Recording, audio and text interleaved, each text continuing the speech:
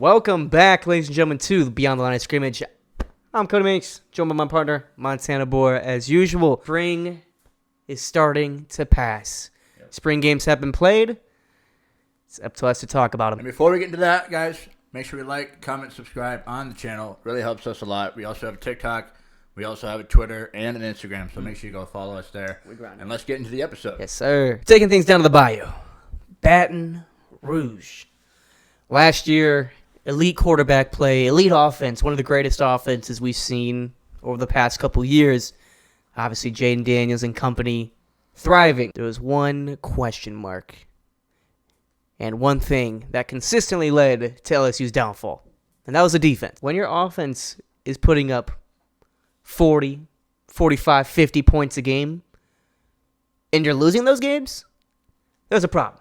In the spring game, it didn't look like those problems were truly fixed. My first note I had put down was that the defense looked like it was a child trying to take on a bear. And I think LSU kind of starts on the offensive side, right? Like, even though we're talking about defense, let's not mention or fail to mention that LSU's offense is elite. They got Garrett Nussmeier there. Yeah. I mean, literally perfect. 7-7. Obviously, stats don't mean a damn thing in the spring game. But perfect. He's making all the right reads. First level, second level, third level. Not getting sacked, not turning the ball over. That's all that matters. DBs are getting burnt. And that's maybe that's just the thing with LSU's offense is it's going to be so elite. In our earlier videos, we had C.J. Daniels as one of our Heisman non-quarterback favorites. I mean, that's for me anyway. Maybe it's just a product of you're going against LSU's offense. Kind of like if it was Iowa, you're going against Iowa's defense every day in spring practice. Adding on to Nussmeier, I mean, I watched him play. He's an amazing passer. He can play make. He is going to do wonders in that offense. And this is an offense that returned pretty much everyone on the offensive line as well. They had a great team last year. You bring back a good core of those guys, especially the offensive line. Obviously, that's the most important part of the team. Yes. And everyone but the center coming back, that is huge for Garrett in terms of his development. He's a young quarterback. This is his first real opportunity. All things considered, the offense is going to be great. The offense is going to be able to keep you in games, going to be able to win you games. Yep. But it's the same thing as last year. Same exact story. Yeah. Will that defense, post-spring, be able to get that mold, get it to stick, and get the results done there? And you have a lot of those, the Ole Misses, the Missouris of the world. Those kind of second-tier, third-tier SEC teams starting to develop, starting to thrive, and create pressure on the top dogs in the conference.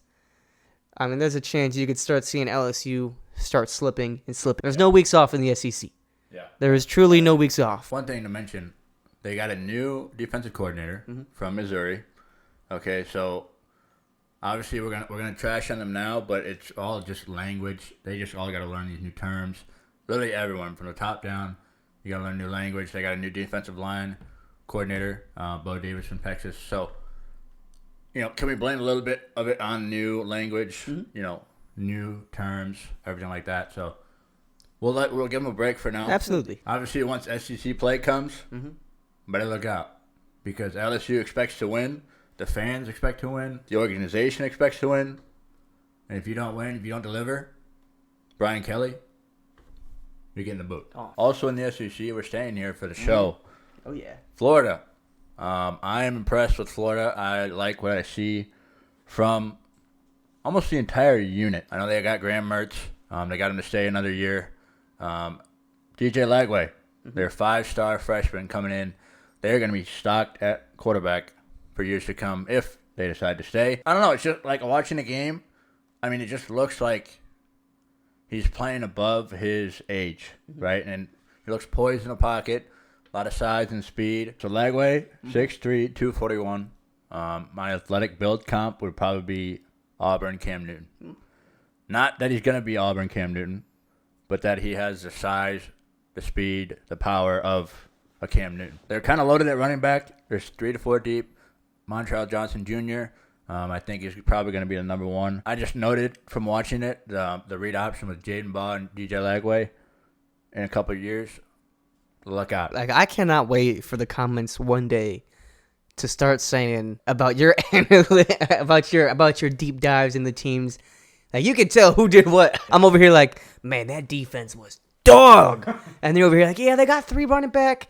Number 4, watch out for him. Number 4, he's coming up. He's going to be moving up the depth chart. I can see it. Yeah. And I'm over here like, man, DB, number 13. Brother got toast. So they got Billy Napier calling the plays down in South Florida. I like their scheme. It's kind of like a 2-back set where you could go either way. A lot of play action, opening zone. I just really like it. It's going to be probably perfect for Lagway in the years to come. I mean, that's a team that is under a lot of pressure to succeed this year. Yep. And they don't have the schedule that favors that. We'll put it on the screen. I think their last 5 games are all facing top 5 potential teams. At the end of that schedule alone is either it's a resume builder or it's a vacancy opener. I don't know if it would be his fault 100%, but I wouldn't blame him either. I mean, I don't think you can fire the guy after 2 years unless he is immensely taking the program in the wrong way. Eugene Wilson, wide receiver number 1, 8 catches, 128 yards.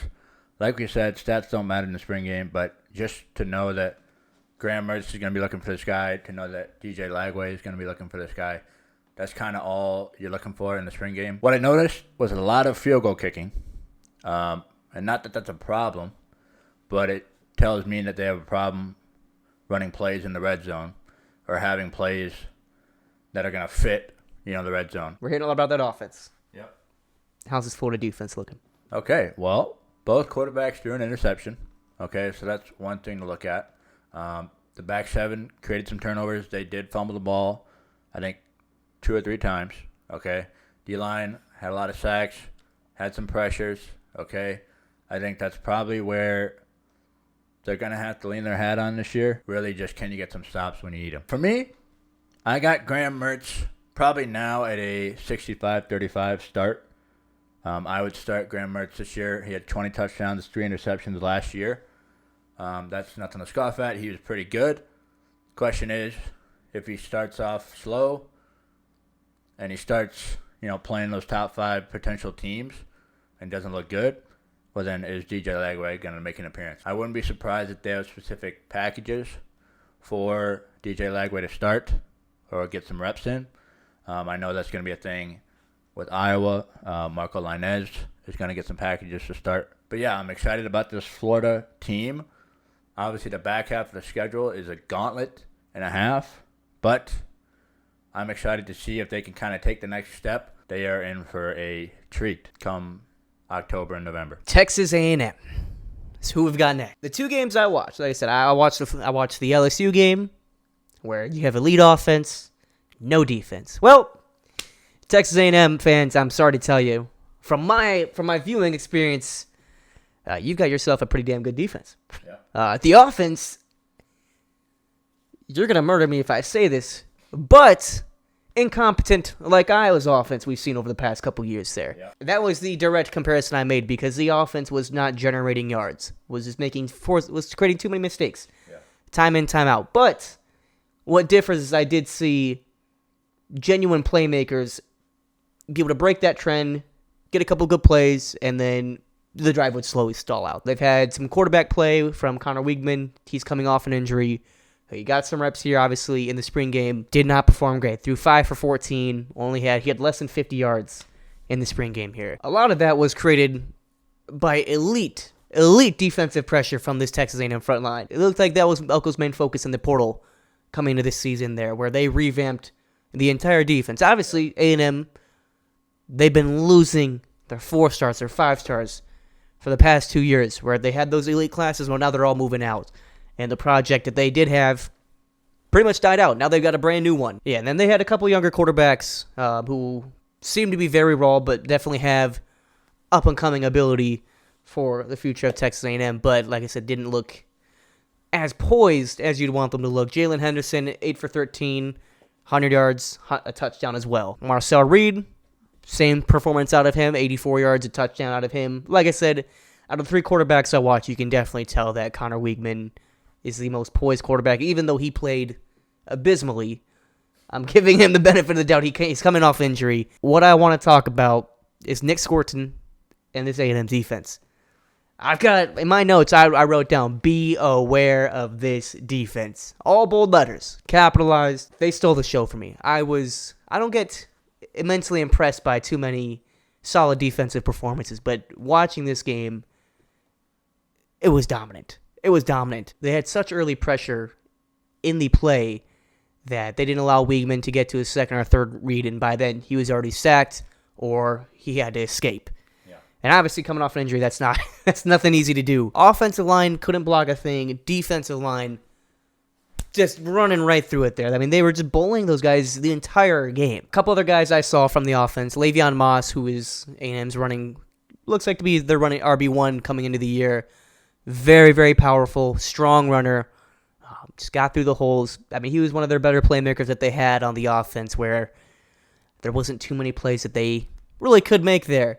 Really looked to be that he could really be their difference maker. They've got a couple other backs there. Like I said, it was the running game that was what somewhat impressed me from the offense. Ruben Owens, he's obviously their other main running back there. Complete opposite. Doesn't have the power, doesn't have the strength. He has got blistering pace. And then the only other real option they had out there was their wide receiver, Noah Thomas, who was one of their main guys. He was able to create a couple plays, but other than that, the wide receiver room looked very thin in terms of overall talent and ability there. Yeah. I just want to mention a couple things about Texas A&M. They get a new OC, Colin Klein, from Kansas State. It's just another thing. It's like spring ball, new terms, new language, new everything for everybody. And, of course, it doesn't surprise me at all that the defense looked good. Mike Elko was a defensive coach. He's known for being a defensive coach. So him bringing in, these defensive backs, these other guys, doesn't surprise me at all. And it's no secret why this wide receiver room is so thin, right? You had Evan Stewart. He jumped to the portal, went to Oregon. He knows that offense is elite. You had a chance to get Keandre Landrett-Smith from Penn State. He ends up going to Auburn. Okay? Kind of surprised there. I mean, Auburn and Texas A&M kind of on the same level offensively. They opened the season at Notre Dame.